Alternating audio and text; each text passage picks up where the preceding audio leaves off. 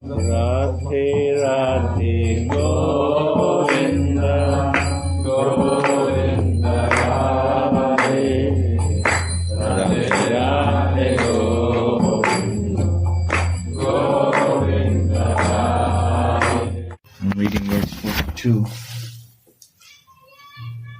With even the slightest blink from the corners of your eyes, you immediately tie down the king of elephants, Mohan, tightly. When will this person worship those two eyes that defeat the fickleness of the wagtail bird with an eyeliner? What is that? Reading again. With even the slightest blink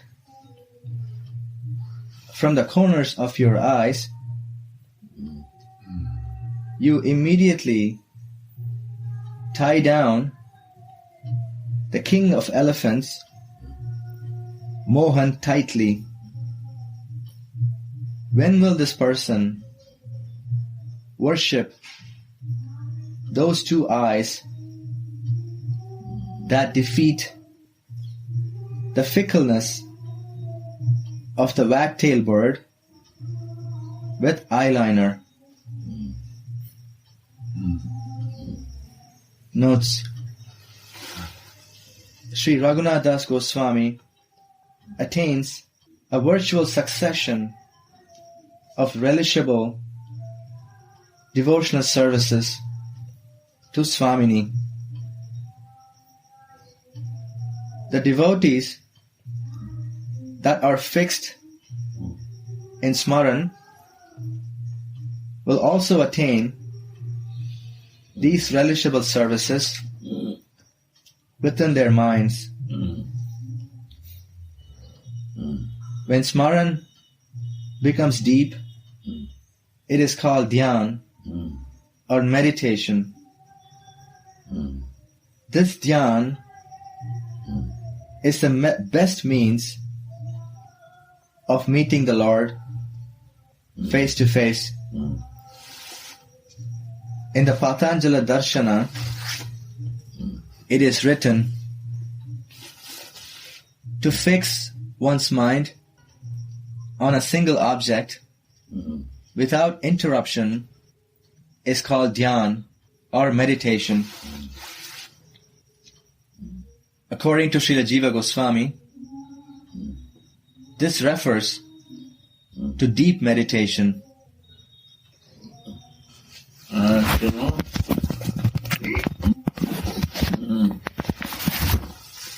To fix one's mind on a single object without interruption is called dhyan or meditation.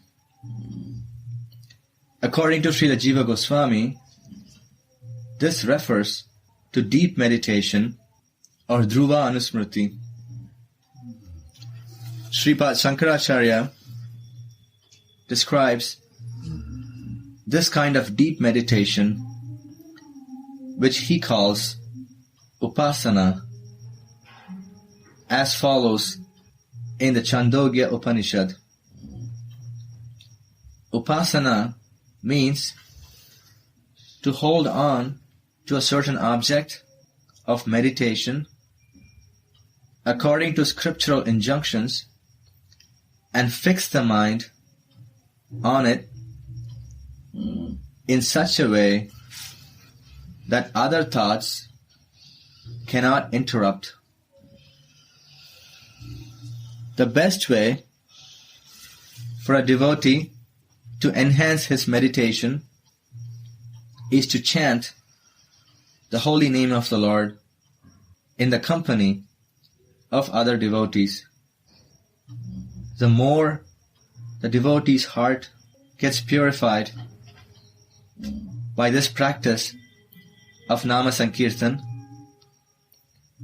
and the goddess of devotion, Bhakti Devi, becomes manifest in the heart, the closer the devotee will get to the kingdom of Dhruva Anusmriti meditation and will be blessed by attaining spotless bliss. In his deep meditation, Sri Dasa Goswami serves Swamini by ornamenting her. In this verse, he perceives the Kajal Seva, the service of applying eyeliner, praying, when can I worship these eyes that tightly bind the Mohan elephant with even the slightest wink with an eyeliner? Within this prayer lies the acquaintance with the mood. Swamini is always victorious over Mohan. Hence, she is known as Jayashri. Dyuta Narma Jalakeli Surata Dishucha Jayanet Karshana Shri Shobha Yasya Saranga Rangada Tika on Krishna Karnamrita. She, whose beauty consists of superiority and victory in gambling, joking, water games, love games, and others.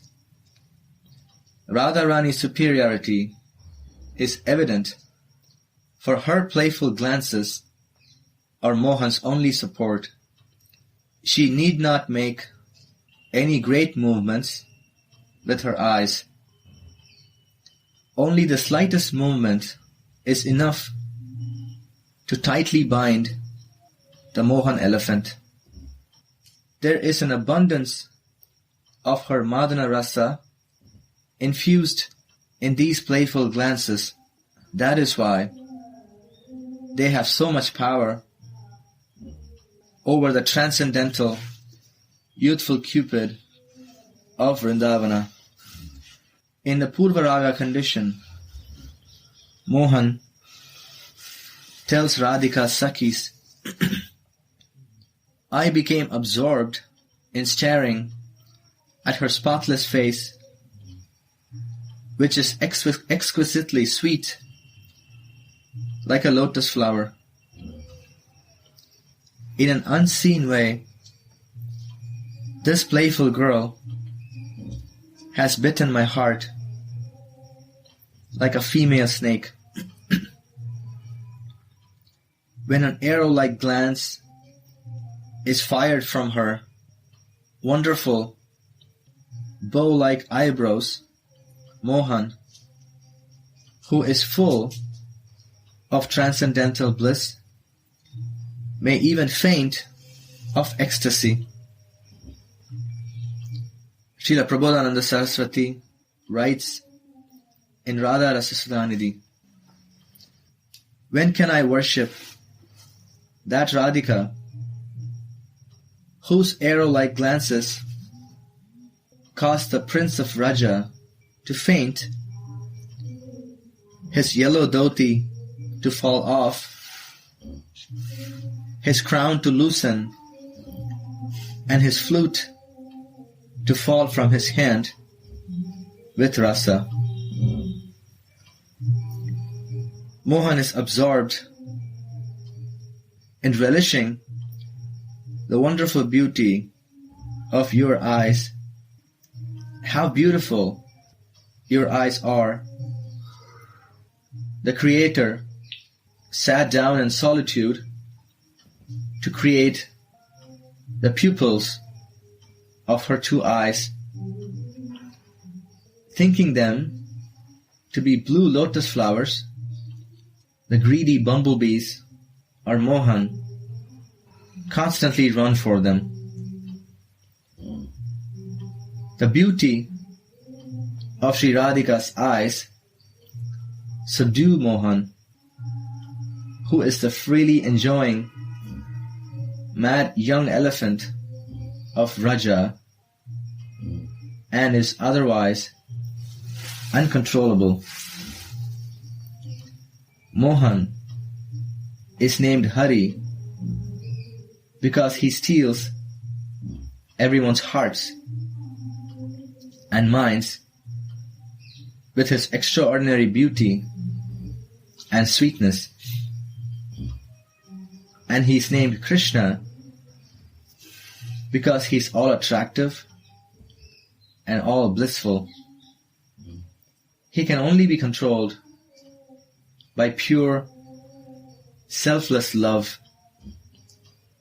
And there are different amounts of love different devotees have for him. The amounts are classified in 4 levels: Anu, atomic; Apekshika, Nyunadika Maya, which means more or less; Mahan, great; and Parama Mahan, the greatest love. Ordinary devotees have an atomic amount of prema. Narad Muni and other sages have prema more or less. The Brajabasis have great love, and only Radharani has the greatest love. Mohan is controlled by his devotees according to the amount of love they have for him, and Sri Radhika has the greatest love for him. Therefore, she controls him to the utmost. Madana Mohan, the enchanter of Cupid, is bound tightly by even Swamini's slightest glance, like the king of elephants. When Mohan returns to his village in the afternoon, Swamini stands on her moon tower to discreetly admire his beauty from a distance, burning in the fire of separation from Mohan, and considering each second that she is separated from him like a millennium. Her girlfriends show her, "Oh beautiful girl, look, Vanamali has come." Our hero does not look up. So Swamini, her heart filled with tremendous anguish of love and separation, stares at him fully, drinking the boundless nectar of his form with the cups of her eyes. How many hundreds of emotions she reveals!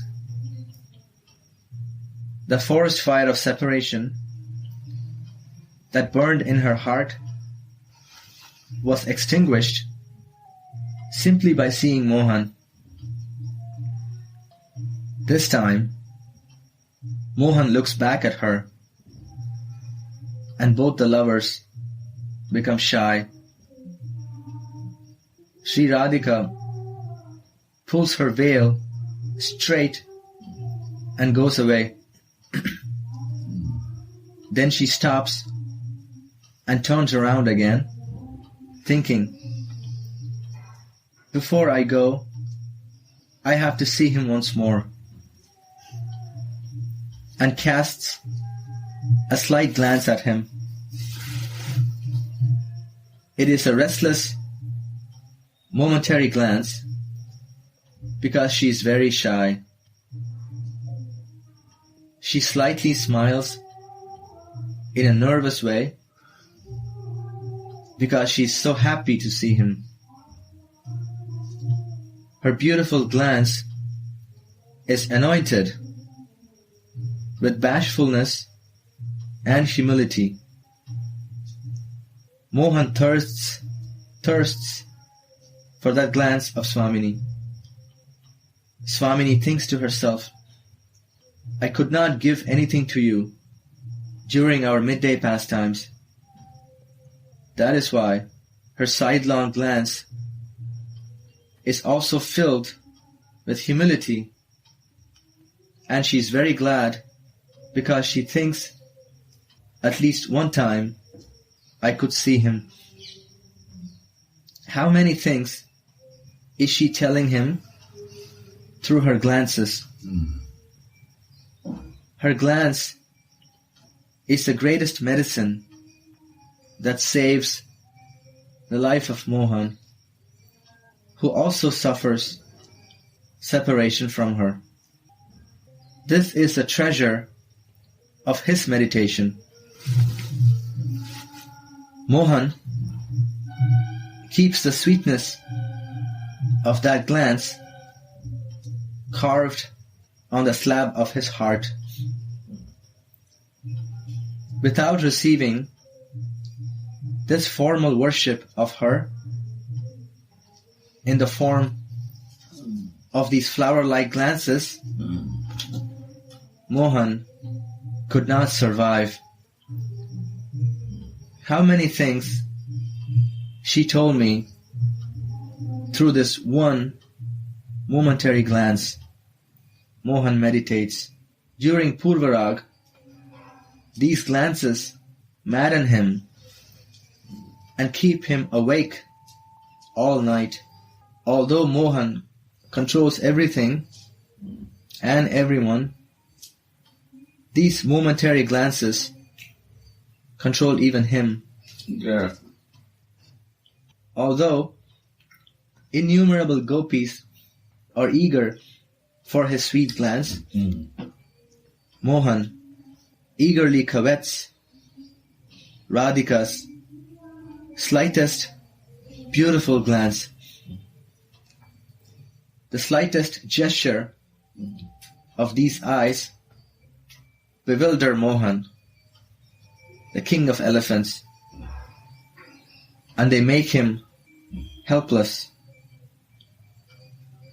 Tulasi serves Swamini and makes her relish the flavors of the remembrance of these pastimes as well, saying, "Hey Shyamaju, can this maidservant not worship your eyes that control the Mohan elephant with even the slightest movement? Is such a goddess not offered puja?" The Mahajans say that this exchange of glances is even more relishable than the intimate union. That is why there's so much worship of Sri Radha's emotional, loving glances. When I look at Radha's eyes and face in this mood, I feel a million times more happiness than when I directly unite with her. Tulasi says, "I cannot live without worshipping the goddess of your eyes. With what shall I formally worship these eyes of yours? Only with kajal. It is not actually kajal, but garal, poison. Garal. Garal or garal? How? What is poison in Hindi? They're saying it is not kajal, but poison, putting Mohan's heart on fire. This is not just puja. This is complete puja. Not only your eyes will be worshipped, the prasadi flowers will also stick to Krishna's lips. When Mohan sees this kajal, he will kiss your eyes so that the kajal will stick on his lips. In this way, Mohan gets the leftover flowers of my puja on his lips, and then my formal worship is complete. Tulasi puts eyeliner around Kishori Mani's eyes that extend up to her ears. How wonderful is the beauty of these kajal anointed eyes. Sri Vidyapati Thakur sings, two lotus eyes painted with black anjana.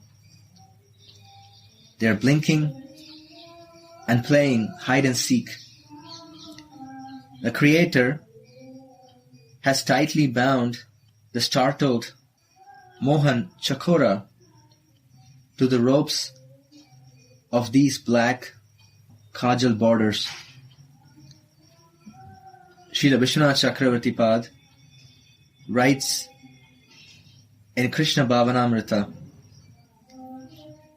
seeing Sri Radhika's lotus-like eyes with eyeliner on it seems as if the enemy of the sun, dense darkness, had thought, in this way, the power of the sun will fade, and surrounded the friends of the sun, the lotus flowers, or eyes, as the eyeliner.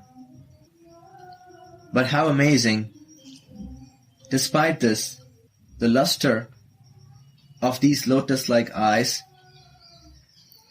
simply continues forever. While Tulasi tells Swamini all this, she says to her anointed eyes, "O eyes, if you ask me, why are you smearing this black stuff around us? The best of Sri Radhika's senses, while you adorn all her other limbs with gold and pearls, then I'll tell you, you don't want anything else but to see Mohan, and you're always eager for that, and that is why I adorned you with this blackish kajal that has the same color as Mohan." This is very nice. Suddenly, this vision disappears, and Sri Raghunath Das laments, "Oh Radhe, how wonderful are your glances. They attract everyone's eyes, friends and enemies alike. Even a momentary, playful, sidelong wink with these sweet eyes is making the king of elephants, Mohan, dizzy. He gets bound up and spins all around your lotus feet, desiring your blissful company. When can I ornament your restless eyes that defeat the fickleness of the wag-tailed bird with this crushed eyeliner?" This is the end of the Wow. Part of the body of Radhika to meditate.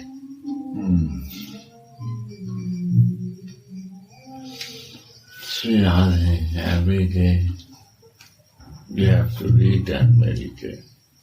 It's not Indian book. It's never finished. It's only to meditate. Read on and on. This is life. This gives life. Like it. All Goswami's words are like a Bani, golden word. how many times repeat, it will more and more meaning will clear. And Guru, I feel here that the eyeliner makes Krishna one-pointed, because it's the fickleness of the Bhakta. Yeah. It should be one-pointed, only on her, not fickling around. Mm-hmm. Just, and that's why Tulaji puts it that Krishna gets one-pointed to not anymore to other. He wants him to be one-pointed. To that, like, beautiful. Wow.